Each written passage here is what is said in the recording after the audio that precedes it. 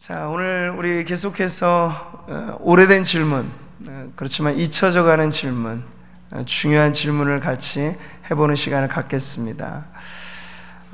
인생의 막다른 길에 서게 되면 그제서야 정신을 차리면서 우리가 스스로에게 묻는 것, 나는 누구인가? 내가 무엇하며 지금까지 살아왔는가? 안간힘을 쓰면서 사노라고 힘쓰는데 내가 무엇을 목적으로 이렇게 사는 것인가? 근본적인 질문들이 나오게 됩니다.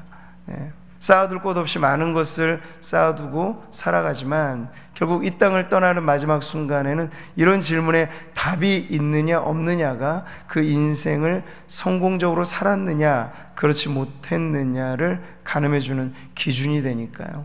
이 질문은 너무나 중요한 것입니다. 물론 이미 신앙의 삶을 살아오면서 기본적인 이 질문에 답을 갖고 계신 성도님들이 대부분이시겠지만요, 우리가 다시 한번 이것을 확인하는 것은 이것이 그냥 기본이기 때문에 띄고 말 그런 문제가 아니라 날마다 우리의 중심에서 불을 붙일 수 있는 그 질문이 바로 이것이기 때문에 그렇죠. 복음이란 무엇인가? 구원이란 무엇인가? 자, 오늘 그 질문을 우리가 대하게 됩니다. 바쁘고 빠르게 변하는 이 세상 속에서 우리가 다시 한번 좀 믿음의 중심을 붙잡는 데 있어서 이 질문에 답이 있고 그 답이 우리에게 불이 되는 그런 은혜가 있으시기를 바랍니다. 이미 자꾸 하셨지만요, 우리 한국의 유명한 아주 걸출한 믿음의 선배이시죠. CCC 총재였고 영원한 청년이라는 별명이 붙었던 김중곤 목사님, 그분은 어느 곳에 가서 집회를 인도하든지 백문일답이라고 하는 연호를 이렇게 외쳤습니다. 인생의 주인이 누구입니까? 그리고 우리는 과연 어느 길로 가야 하겠습니까? 진짜 생명은 어디에 있습니까? 계속 질문을 하죠. 여러 가지 많은 질문이 있는데 답은 하나예요. 답이 뭘까요? 예수 그리스도이죠. 이것이 현재를 살아가는 우리들의 삶에서도 질문은 다 다양할 수 있습니다. 그러나 마찬가지로 우리에게도 답은 오직 하나, 예수 그리스도인 줄 믿습니다. 구미 지역이 지금 여러 가지 많은 난관을 뚫고 지금 기도하면서 또 하나님의 그런 일반에게 베푸시는 축복이라고 할 수 있겠죠. 그래서 이 구미 지역에 다시 한번 제2의 전성기를 누리기를 바라는 마음으로 구미 시민들이 함께 마음을 모으고 있습니다. 근데 그런 것 역시도 우리가 기도해야 하겠지만 더 큰 우리의 소망이 있다면 지금 이 어려운 때를 살아가고 있는 구미의 많은 시민들이 이 때를 기회로 해서 예수님께 돌아오게 되는 것, 우리의 더 큰 바람과 소망은 바로 그것입니다. 그래야 인생의 방황의 종지부가 찍혀지고 물질이 가져다주는 일시적인 위안을 넘어서 영원한 하나님의 나라의 소망을 갖는 진짜 행복을 맛보는 길이 바로 거기에 있기 때문입니다. 김중곤 목사님이 작시를 해서 붙여진 찬송이 있습니다. 민족의 가슴마다, 그리스도의 계절이라고 하는 찬양인데요, 이따 말씀 마치고 3부 때는 이 찬양 같이 한번 불러보고 싶은데요, 가사가 이렇습니다. 민족의 가슴마다 피 묻은 그리스도를 심어 이 땅에 푸르고 푸른 그리스도의 계절이 오게 하소서. 그 염원하면서 바랐던 것은 우리 이 대한민국만이 아니라 저 북녘 땅에도 복음이 전해져서 한라에서 백두까지 복음으로 관통되어지는 그날을 소망한 것이죠. 그럴 때 외교나 경제협력이나 여러 가지 방편들로 우리가 남북 간의 관계에 좋은 길들을 모색하고 있지만 가장 좋은 길은 복음이 관통되는 것, 복음으로 하나 되는 그날이 우리에게 가장 큰 소망의 날인 줄 믿습니다. 그래서 저 평양 땅에서 다시 한번 우리가 불렀던 이 찬양처럼 거룩하신 하나님의 이름을 마음 놓고 불러도 누가 뭐라 하지 않을 그날이 이르게 된다면 하나님께서 이 민족을 통하여 더 크고 놀라운 역사를 이루실 줄 믿습니다. 자, 우리 지난 시간에 복음이란 무엇인가 물을 때 하나님이 원저자이고 그 복음의 스토리, 그분의 이야기의 주인공이 예수 그리스도 이심을 들었습니다. 그렇기 때문에 이 복음이 전해지는 곳마다 승리의 함성이 울려 퍼지게 되는 거죠. 죄와 사망과 마귀와 그 모든 것이 우리의 현실의 삶을 붙잡고 우리를 가만히 내버려 두지 않습니다. 우리는 그 싸움의 한복판, 그래서 전쟁 같은 세상을 산다 말을 하는 우리들에게 복음이 전해지면요, 바로 그 복음은 승리의 함성을 불러일으킵니다. 갈보리 십자가 언덕에서 죄를 이기고 사망을 이기고 마귀를 이기고 세상을 이기신 예수 그리스도의 그 승리가 믿는 자에게 임할 때 바로 그의 삶에도 여전히 그 승리의 그런 기쁨이 넘쳐나게 된다는 사실이죠. 유앙겔리온, 천사가 전한 소식만큼이나 아름다운 소식이 바로 복음임을 들었습니다. 자, 우리가 이제 구원에 관한 질문을 할 때 그 답을 찾아가는 과정에서 먼저 우리가 한 가지 생각해 볼 것이 있어요. 그래서 뭐냐면 이 기독교 복음이 전하는 바른 복음, 진짜 복음만 있는 게 아니라 기독교는 매우 이른 초기 역사에서부터 사실 이단의 문제가 늘 따라다닌 그러한 고통거리였습니다. 매우 이른 시기에서부터 사실 초대교회도 교회를 흔든 건 외부의 박해이기보다 내부로부터 독버섯처럼 번지는 이단의 가르침이었습니다. 그래서 처음 비슷한 것 같은데 끝이 다른 게 이단이죠. 성경을 가지고 이야기합니다. 그런데 해석이 전혀 엉뚱한 게 이단인 거잖아요. 그러니까 겉만 보고는 모릅니다. 양의 탈을 쓰고 양무리에 들어오는 것이 이단이기 때문에. 그러나 그 속은 노력하는 이리떼들이라고 말할 수 있겠죠. 왜냐하면 성도들의 영혼을 갈취하기 때문에. 그러니까 이단이 심각한 문제인 건 뭐냐면요, 오해하지 마세요. 이단 안에 들어가면 거기가 다 무슨 삭막할 거라고 생각하시지만 아니요, 그 안에도 따뜻함이 있을 거예요. 그래서 오히려 기성교회에서 위로받지 못했던 사람들이 이단에 현혹되는 경우의 방법 중에 하나는 따뜻함을 제공해 주거든요. 마음뿐인가요? 필요하면 돈도 빌려줍니다, 이단이 요즘에는. 그렇게 여러모로 성도들의 필요들을 잘 캐치해서 그것을 제공해 준단 말이죠. 근데 그것만 보면은 별 문제 없어 보여. 그런데 웬걸요, 그 이단의 가르침을 따라 살게 되면 그 끝이 다른 게 문제라 그랬잖아요. 이단, 끝이 다르다고. 그러면 그 끝이 어떤 걸까요? 믿노라고 붙잡았던 확신이 잘못되었을 때 결국 구원에 있어서 이단은 결코 안전한 가르침을 주지 못한다는 거예요. 이것이 이단의 가장 심각한 병폐입니다. 교주의 가르침을 믿고 따라가 보세요. 그 끝이 천길 낭떠러지가 되는 것이 바로 이단이에요. 우리는 기독교인으로서 교양 있게 다른 사람들과 친화적인 삶을 살아야 하겠죠. 믿지 않는 사람들과도 상거래를 하고요, 다른 종교에 있는 사람들도 우리는 친절하게 대해 주어야 합니다. 이런 점에 있어서는 전혀 기독교가 배타적이라고 하는 오해를 받을 수 없죠. 그러나 진리에 관한 문제에 있어서, 구원의 진리에 있어서는요, 타협이란 없어요. 타협이 불가능하기 때문에 그렇죠.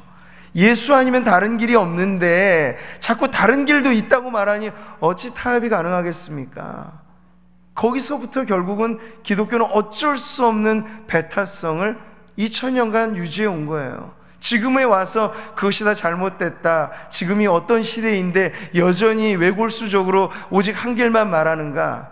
만약 그걸 포기하라 그러면 우리의 신앙이 와르르 무너져야 되겠죠. 2000년 기독교 역사는 존재의 가치가 없어질 겁니다. 바로 이 부분이에요. 구원에 관한 부분에 있어서 다른 복음이 횡행하고 예나 지금이나 유사한 듯 다른 그 복음이 우리를 유혹할 때 우리가 정신을 바짝 차리고 그것이 진짜 구원으로 우리를 인도해 주는 복음인가 귀 기울여 봐야 할 것입니다. 후진국일수록 이러한 유사한 복음이 유행을 합니다. 어떤 복음일까요? 부의 복음, 성공의 복음. 물론 기독교 안에는 부에 대한 약속이 왜 없을까요? 예수 믿어서 성공하는 간증이 왜 없을까요? 다 있습니다. 그런데 그게 전부라고 말하는 것이 잘못됐다는 거죠. 예수 믿어서 성공할 수도 있어요. 그러나 예수 믿고 나서 오히려 더 고난의 삶을 살아갈 수도 있어요.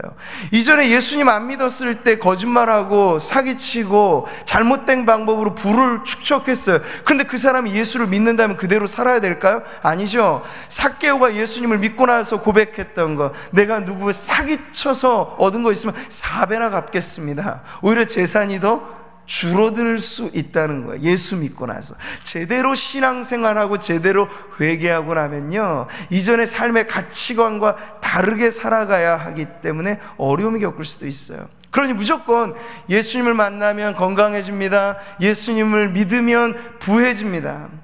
근데 이러한 필요를 안고 살아가는 사람들에게는 이것이 기쁜 소식이겠지만 이 복음이 가지고 있는 한계점도 너무나 명확하죠. 등 따숩고 배부른 사람은 별로 귀 기울일 필요가 없는 거야. 난 가진 게 많은데 뭐. 예수님이 기껏 돈을 벌게 해주고 성공의 지름길을 열어주는 분 정도라고 하면 이미 성공한 사람들에게는 예수님이 별반 필요 없는 존재가 돼버리는 거예요. 그러니 이 부와 성공의 복음은 반쪽짜리인 거죠. 유사한 듯 다른. 축복은 선사해 주지만 고난은 말해주지 않는, 십자가가 빠진 부활은 없습니다. 우리 양손에 늘 균형을 말할 때 십자가의 복음과 부활의 복음이 같이 있어야 하는 것이죠.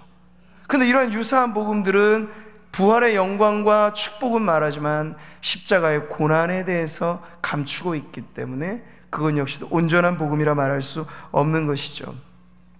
자, 이렇듯 우리가 구원의 문제를 대할 때 과연 구원을 필요로 하는 인간이 누구인가를 물을 때 그것은 가난한 사람만이 아니에요. 병든 사람만이 아니에요. 부자에게도 복음은 필요해요. 건강한 사람에게도 복음이 필요해요. 네. 남녀노소 불문하고 모든 세대 모든 사람에게 복음은 필요한 것입니다. 오늘 이 복음의 구절이 우리들에게 가르쳐주고 있잖아요. 이 복음은 첫째는 유대인에게요, 그리고 헬라인에게로다. 당시에 인류를 구분하는 구분법은 이거였어요. 유대인의 기준에서는 유대인 아니면 이방인, 유대인 아니면 헬라인. 그러니까 바울이 유대인에게 그리고 헬라인에게 말했다는 것은 전 인류 모든 사람에게 이 복음이 전해져야 할 것이다 라고 말해 주는 것입니다. 자, 구원의 대상으로서 인간은 천사와도 다르고 악마하고도 다르고 짐승하고도 다른데, 하나님께서 이 구원의 대상으로 유일무이하게 바라보는 이는 다름 아닌 바로 인간입니다. 하나님의 형상대로 지음받았으나 죄로 인하여 일그러진 형상이 되어버린 바로 그 존재가 구원의 대상이 되는 것이죠. 근데 요즘에는요, 참 웃지 못할 일들이 많이 벌어지는 세상인데요, 가족의 개념 자체가 요즘에 많이 바뀌어지는 그런 과정에서 목회자로서 신방을 가면 재미난 일이 있어요. 분명 신방 가기 전에 가족 조사를 다 하고 필요를 알고 가는데 뜬금없이 셋째가 아프다는 얘기를 합니다. 셋째가 있으셨어요? 집사님? 네, 우리 셋째 또순이가 요즘에 아파가지고. 또순이가 누굴까요? 네, 반려견. 요즘엔 애완견이라는 말을 안 쓰죠. 반려견이라는 말을 주로 씁니다. 그러니까 원래 반려의 대상은 사실은 사람과 사람인데, 사람에게서 소외당하고 사람에게서 안정감을 놓지 못하는, 그래서 동물치료요법이라고 하는 게 요즘에는 아예 가족의 제도 자체를 바꿔놨죠. 그래서 셋째, 넷째가 있어요. 집에 놓지 않아. 기도해달라고. 네. 외국 가면요, 이게 더 진지한 신학적인 질문까지도 막 돼요. 천국 갈 때 우리 사랑하는 또순이가 거기에 있느냐 없느냐, 이걸 가지고도 신학적인 논쟁을 합니다. 나중엔 뭐 장례도 집례해달라는 요청이 생겨날지도 몰라요, 이런 판도로 보면. 근데 여러분 오해하지 마십시오. 구원의 대상은요, 오직 인간을 대상으로 해서 하나님이 이 구원의 복음을 전해주시는 거예요. 아니, 걔가 아무리 사랑스러워도 커뮤니케이션이 안 되잖아. 일단 물론 교감이라고 하는 건 되겠지만, 걔야 너는 죄된 존재다 얘기해도 회개를 할까요? 그냥 멍멍이죠, 무조건. 그러니까 죄인된 인간에게 전해져야 될 게 복음이고, 이 복음을 통해서 구원받아야 될 대상 역시도 다른 어떤 피조물이 아니라 오직 인간이라고 하는 사실이에요. 자, 그랬을 때 우리가 구원의 그 인간의 대상을, 우리는 몸을 갖고 살아가지만 신체적인 부분이 일순간 변하는 것은 아닙니다. 물론 우리가 죽음 이후에 경험하게 될 부활의 영광을 소망하지만 구원이라고 하는 개념은 단순히 죽음 너머의 세계의 문제만이 아니라 살아있는 동안 우리의 삶의 질적인 삶에 어떤 변화가 일어나는가 하는 그 문제를 우리에게 제기하는 것인데요, 이런 점에서 구원의 대상으로서 인간이 구원받는다라고 했을 때 즉각적인 변화의 실체는 바로 인간의 영혼이라고 말할 수 있습니다. 자, 그렇기 때문에 앞서서도 제가 부의 복음, 성공의 복음이 매우 반쪽짜리이다, 온전할 수 없다라고 말한 건 그 모든 것은 인간의 육신적인 물질적인 존재로서의 인간에게 무언가 좋은 것을 말하기 때문에 그래요. 그러나 더 중요한 것, 인간이 인간되게 말하는 가장 중요한 본질은 인간이 영적인 존재라고 하는 것입니다. 이 영적인 존재로서의 인간은요, 이 영혼의 기쁨은 돈으로 살 수 없는 것이고, 영혼의 평강은 그것으로 또 얻을 수 없는 거예요. 세상의 지위로 얻을 수 없는 것이에요. 그렇기 때문에 예수 그리스도를 믿음으로 말미암아 구원받는 우리의 영혼의 변화가 가장 먼저 점검해야 할 구원의 대상이라고 할 수 있습니다. 이 점에서 요한복음 3장의 말씀은 니고데모와 예수님과의 만남을 통해서 이 부분의 핵심 진리를 가르쳐 주죠. 거듭남이라고 하는 사실, 그것이 바로 영적인 출생을 말하는 것인데요, 자, 당시에 밤을 틈타서 예수님을 찾아왔던 니고데모, 그는 박학다식한 인물이었고 정치적으로나 종교적으로 매우 손꼽히는 유력한 인물이었습니다. 자, 그런 니고데모가 예수님이라고 하는 특별한 존재 앞에 무언가 호기심을 갖고 왔습니다. 묻습니다. 그런데 예수님께서 딱 보니까 니고데모의 결핍이 보이는 거야. 딱 보니까 니고데모가 전혀 모르고 있는 사실이 있는 거예요. 그게 뭔가요? 예수님이 이렇게 말씀하시죠. 진실로 진실로 내게 이르노니 사람이 거듭나지 아니하면 하나님의 나라를 볼 수 없느니라. 니고데모는 예수님께 찾아왔습니다. 예수님이 선한 선생인 줄 알고 한 수 배우려고, 가르침 받으려고, 그러면 자신의 경력에 뭔가 하나 더해질 거라고 생각을 했을지도 몰라요. 근데 예수님이 보았을 때 니고데모의 가장 결정적인 문제는 학력이 있고 지위가 있고 부가 있는데 이게 없어요. 거듭남이 없어요. 그대로 살다가는 그저 학력 없고 지위 없고 모든 것 없는 사람과 별반 다를 것 없이 멸망의 구렁텅이에 빠질 수밖에 없는 인생으로 예수님은 니고데모를 보신 거죠. 그래서 탁월한 의원으로서 진단을 정확하게 한 거야. 너 거듭나지 않았구나. 거듭나지 않으면 하늘의 진리를 아무리 이야기해도 알 수 없다. 하나님 나라에 볼 수도 들어갈 수도 없다. 이렇게 말씀을 하십니다. 자, 그 얘기를 듣고 니고데모는 이성적인 판단으로 생각을 하는 사람이니까요, 거듭난다고 하니까 엄마 뱃속에 2번 들어가야 됩니까? 이게 무슨 의미입니까? 다시 묻죠. 여전히 이 땅의 방식, 육신의 생각에 갇혀있는 사람의 전형인 거예요. 그래서 예수님께서 거듭남의 의미를 이렇게 가르쳐 주시죠. 사람이 물과 성령으로 나지 아니하면, 그러니까 거듭남이란 뭘까요? 물과 성령으로 나는 것. 무엇이요? 우리의 영혼이, 우리 육신이 다시 태어난다는 게 아니고, 자, 그렇기 때문에 거듭난다, 구원받는다라고 했을 때 즉각적인 변화는 우리 외모에 있지 않습니다. 예수님이 여러분을 성형시켜 주시지는 않아요. 우리 외모의 변화, 환경의 변화가 즉각적으로 일어나지는 않습니다. 그러나 즉각적으로 일어나는 변화가 있으니 우리의 영혼의 변화가 일어나는 것이죠. 그래서 예수 믿어 하나님의 자녀가 되는 권세를 얻는다는 건 일순간 신분이 변화되는 걸 말해요. 그래서 예수님이 거듭난다, 중생, born again 뭐 이런 이야기를 할 때 원어의 의미는요, 위로부터의 출생을 가르쳐요. 그러니까 하나님의 자녀로 입양된다는 거죠. 호적을 띄워보면 하나님이 아버지로 등재가 되는 그러한 신분의 변화가 일어나는 것이 바로 거듭남의 참된 의미입니다. 뭘 느꼈느냐, 무슨 경험을 했느냐, 그게 중요한 게 아니에요. 예수님 그리스도를 마음으로 믿고 입으로 시인하고 영접하는 그 사람에게 하나님의 자녀가 되는 권세를 주십니다. 이것이 구원의 첫 번째 변화인 것이죠. 자, 그래서 예수님께서 말씀하세요. 육으로 난 것은 육일 뿐이고 영으로 난 것이 영이라 말씀하시죠. 영적인 새로운 출생이 바로 구원의 첫 번째 변화라고 말할 수 있겠습니다. 그러니까 천국은 죽어서 가는 나라가 아니에요. 지금 살아서 경험하는 하나님의 통치가 천국입니다. 그러니까 마태복음은 그걸 천국이라고 표현했고 다른 복음서는 하나님의 나라라고 표현했어요. 표현의 차이일 뿐인데 우리는 너무 내세적인 관념으로만 천국을 이해하기 때문에 오늘 살아가면서 하나님의 나라를 경험하는 그 부요함과 은혜를 놓치고 살아가게 되는 것이죠. 그러나 우리가 거듭난 하나님의 자녀가 되면 오늘 이 시간 우리는 하나님의 나라를 보게 되는 것이고요, 하나님의 나라를 맛보아 누리게 되는 줄 믿습니다. 하나님의 나라는 눈으로 볼 수 있다고 안 하셨죠? 의와 평강과 희락의 나라. 여러분이 예수 그리스도를 마음으로 구주로 영접하고 나서 전에 누리지 못했던 기쁨의 강수가 안에서부터 흘러나오게 되는 바로 그것이 구원의 증거입니다. 여러분 안에 그런 기쁨이 있으시기를 축복합니다.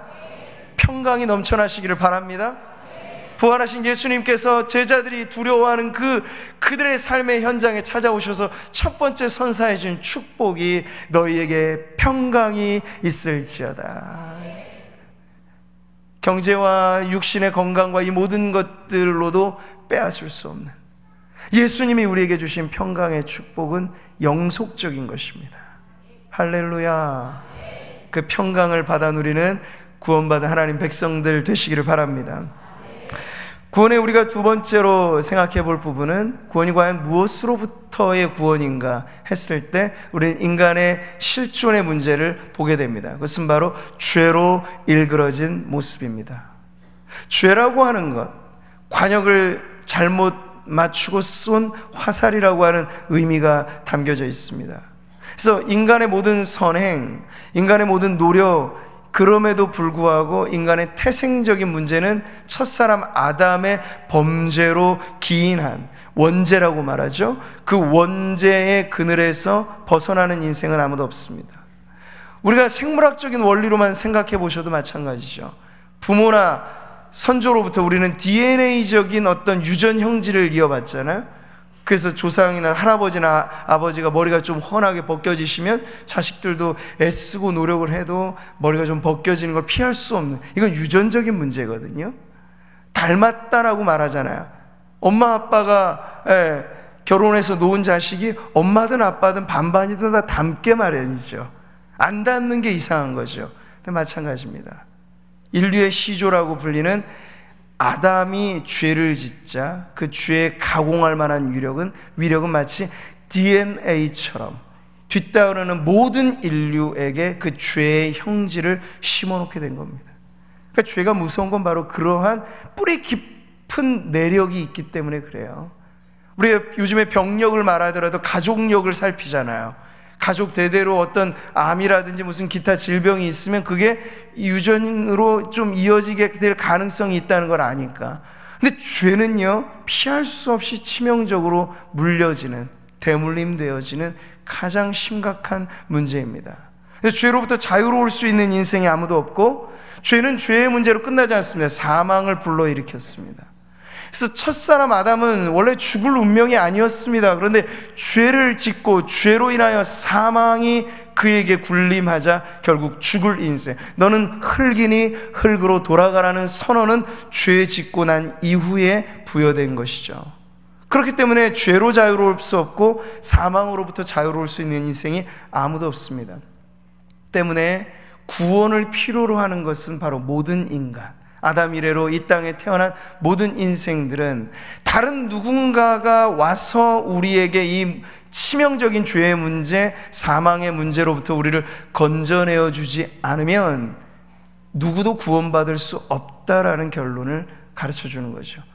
한 번도 수영이라고 하는 걸 배워본 적이 없는 사람이 바다에 빠졌어요. 어떻게 할까요? 살 길은 하나밖에 없죠. 헤엄치는 법을 아예 모르는데요. 자기가 자기 머리끄댕이를 끄집어 올린다고 살겠어요? 안 되죠. 이게 이 땅의 종교들의 한계예요. 자력구원, 득도를 강조하고 고행을 강조하고 깨달음을 강조하고 선행을 강조하고, 버전이 다 다르지만 종교의 대략 가르침들은 다 그런 거잖아요. 근데 기독교는 그것과 전혀 차별화된 복음을 선사해 주는 거예요. 첫 번째로 당신 그대로 살면 죽습니다. 당신의 아무리 많은 노력을 하더라도 그 인간의 모든 인류의 총합의 노력만으로도 한 영혼을 구원할 수 없습니다. 죄와 사망의 굴레에서 벗어날 수 없습니다. 그런데 오직 한 분, 이 땅에 오신 예수 그리스도를 믿음으로 영접하면 당신 스스로 누구의 도움으로 얻을 수 없는 그 구원을 얻게 됩니다. 네. 이단은 교주의 가르침으로 규결되잖아요. 결국 이렇게 저렇게 배워도 나중에 그 핵심에는 교주가 있어요. 근데 이단의 문제는 그 교주가 천국 못 데려간다는 거예요. 석가모니가 천국 못 데려간다는 거예요. 공자가 천국 못 데려간다는 거예요. 오직 예수님만이. 예수님께서 아버지께로 가실 때 내가 너희를 위하여 거처를 예비하러 간다고 하셨잖아요. 오직 예수님만이 저 하늘나라에도 그리고 이 땅 가운데도 우리의 영혼이 아름답고 가장 좋은 그 나라에 살게 하시는 이가 바로 예수 그리스도이십니다. 자, 그렇기 때문에 이 복음은요, 태어날 때부터 까막눈이고 문맹이라서 전혀 지식에 대해서 읽어낼 줄 모르는 사람들처럼 죄로 인하여 누군가 전해주지 않으면 알 수 없는, 우리야 이미 이것이 상식처럼 잘 들려지는 이야기겠지만 세상을 보세요. 세상은 여전히 이 복음, 구원의 복된 소식을 전해주지 않으면 알 길이 없는 그런 인생들로 가득합니다. 그렇기 때문에 바울이 이렇게 말하죠. 누구든지 주의 이름을 부르는 자는 구원을 얻을 텐데, 그 다음 내용이 중요해요. 같이 읽겠습니다. 그런즉 그들이 믿지 아니하는 일을 어찌 부르리요? 듣지도 못한 일을 어찌 믿으리요? 전파하는 자가 없이 어찌 들으리요? 보내심을 받지 아니하였으면 어찌 전파하리요? 기록된 바 아름답도다 좋은 소식을 전하는 자들의 발이여함과 같으니라. 이 연쇄적인 작용, 누구든지 주의 이름을 부르면 구원을 얻으리라. 이것이 단언컨대 확정적인 약속입니다. 그런데 누가 그 이름을 부르겠어요? 예수를 믿는 자가 부르겠잖아요. 근데 누가 믿겠어요? 복음을 듣는 자가 믿겠죠. 누가 듣겠어요? 복음을 전해주는 자가 있어야죠. 너무나 당연한 이 논리를 지금 바울은 펼치고 있죠. 우리가 뱃속에 있을 때부터 교회에 다녔던 모태 교인들, 성도들은 이 감이 좀 떨어질 수 있어요. 엄마 뱃속부터 설교를 들었으니까, 그리고 태어나서도 축복기도 받고 너무나 익숙한 환경 속에 있기 때문에 이 사실이 잘 와닿지 않을 뿐이지, 근데 원리는 동일합니다. 엄마 뱃속부터 교회에 다녔다고 하는 것 자체가 천국 티켓을 주는 게 아니고요, 우리가 유아 세례를 베푼다는 건 부모의 신앙을 기준으로 해서 유아 세례를 베풀고 때가 되면 입교 예식을 거치잖아요. 그러니까 모태 교인이라고 해도 피할 수 없어요. 당신이 예수 그리스도를 믿는가 고백을 듣는 것이죠. 누구든지 주의 이름을 부르는 자가 구원을 받기 때문에 그래요.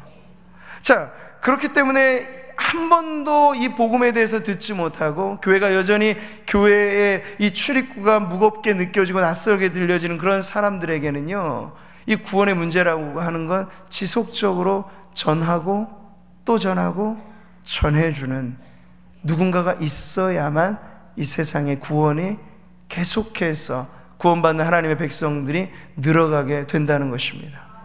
교회가 이곳에 존재하는 이유는 여러 가지가 있겠지만, 우리가 함께 모여서 주일에 예배를 드리는 것도 우리의 존재적인 이유이지만요, 그러면 흩어져서는요, 주중의 삶에서는 그저 우리가 밥벌이를 위해서 일하고 세상에서 삶과 가정을 꾸리기 위한 것으로만 우리의 존재 가치가 있다면 그것은 구원을 너무 축소시킨 거예요. 구원을 그저 교회당 안에서, 교회 안에서만 누리는 것으로 생각하시는 거예요. 그보다 넓은 것입니다.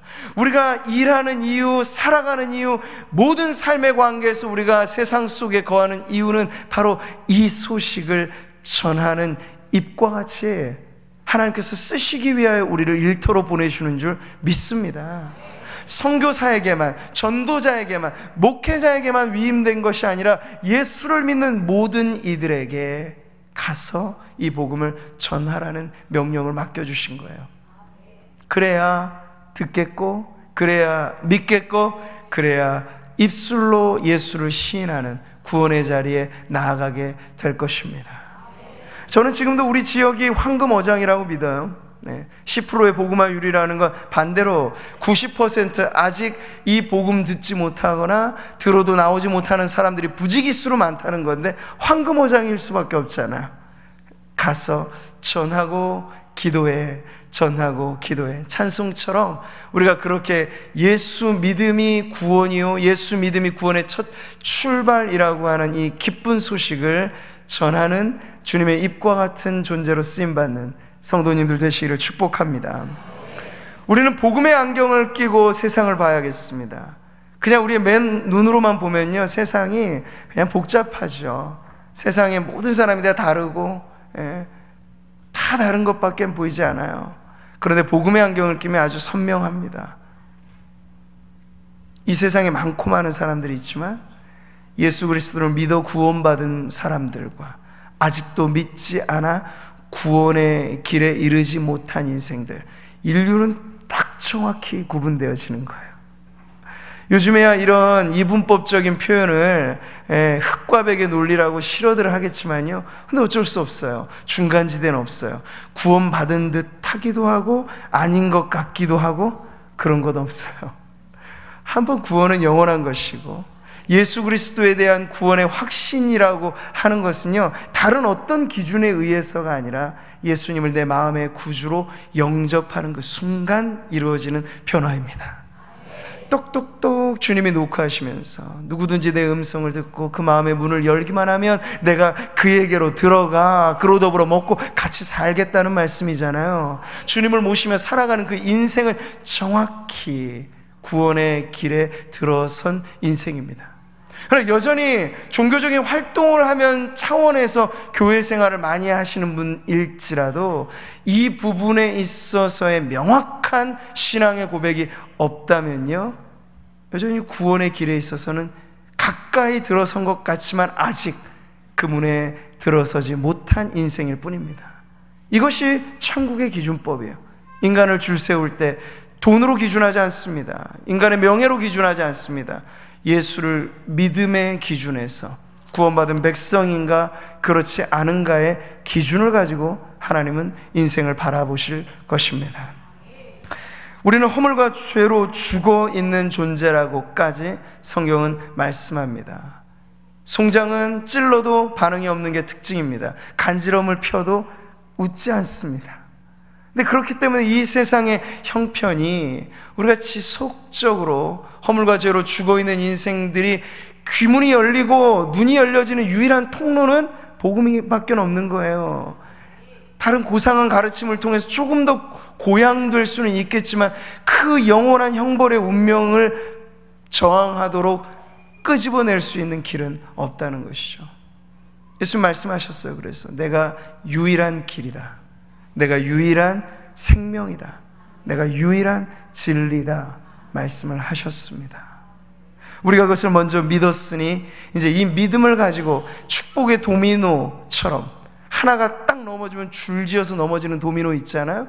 그런 것처럼 이 예수의 복음이 탁 전해지게 되면 듣게 되고 믿게 되고 고백하게 되고, 그래서 천국을 유업으로 얻는 그런 축복의 도미노의 그 첫 단추가 저와 여러분 되시기를 바랍니다. 이 세대는 여전히 피리를 불어도 춤추지 않고 슬피 울어도 가슴 치지 않는 무감각함이 일관된 특징이지만, 우리는 기도하면서 여전히 그렇기 때문에 더욱이 이 세상의 유일한 희망은 예수의 이름, 그 이름의 복음임을 믿고, 그렇게 하여서 구원의 축복이 우리의 삶의 반경에 동심원처럼 계속해서 확장되어지는 그러한 은혜가 넘쳐나기를 바랍니다. 예수 믿는 한 사람이 믿지 않는 가정에 있을 때 그 가정이 변화되어지는 축복의 동심원, 예수 믿는 그 한 사람이 직장에 갔을 때 믿지 않는 직장의 일터가 변화되어지는 그 축복의 동심원이 우리를 통해서 일어나게 된다면, 하나님께서는 여기 모여 예배하는 사랑하는 성도들을 통하여서 하나님의 나라를 이 땅 가운데 확장시켜 주시는 그 일을 이루실 줄 믿습니다. 제가 앞서 김중곤 목사님 이야기를 드렸는데 또 한 분 더 거슬러 올라가면 우리 한국교회사의 길이 남을 유명한 목사님이 계세요. 최봉성 목사님. 이 본명으로는 잘 모르시는 분들이 계실 거예요.